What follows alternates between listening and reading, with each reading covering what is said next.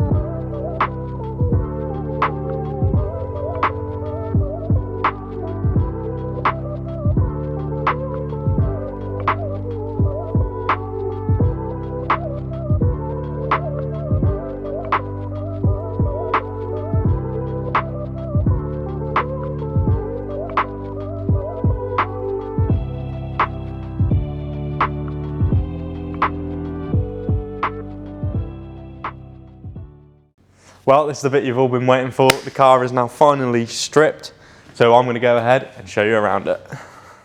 As you can see, this is the front of the car. The fuel tank is gone, but that wasn't there anyway. But all the brake servo's gone, all the brake lines, wiring for the front of this car as well is all gone. So all the headlight stuff for these points here, that's all gone, disappeared. All the battery mounts, anything that we could find in here, completely gone and removed. And that's it for the front.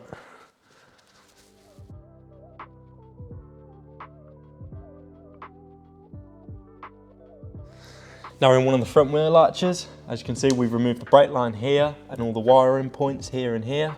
That's all gone. The screen wash reservoir has also been removed as well. That would take up all this space up here, including all the pipes up into this side of the car. We'd also remove the fuel filler neck, which goes into the front of the car, so that's good. As you can see, we're now onto some of the bad bits. This used to have a plastic cover over the top of it. When removing it, all of this glue peeled up all of the paint along this part of the car, which shows kind of how bad of a job it was. And also up here, you can see the primer. This actually had a connector all the way for this front section of the loom, which had painted over and it was even primered. So as we removed it, it's ripped a load of the paint off. So not great, but nothing that can't be repaired in the body shop.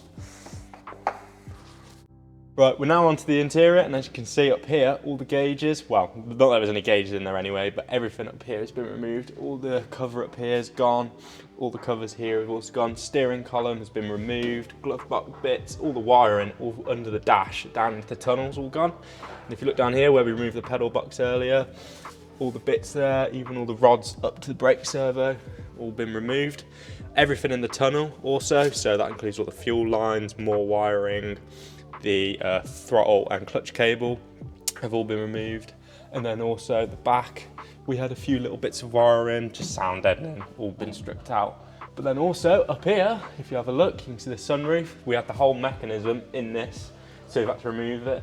It all went up down here, even on the panel that was in, so that's all gone. So that's it for the interior. We're gonna move on to the back of the car now.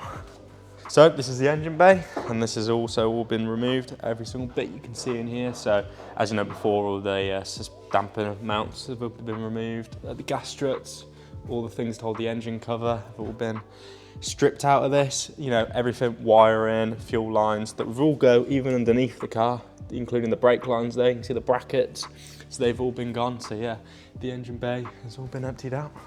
You can see here, this is everything we stripped out of the car. This is the bodywork, as you can see, the bonnet, the doors. In the next video, we're gonna be stripping these out so they can go to the bodywork shop along with the rest of it. Anything else that we can find as well will all be coming out.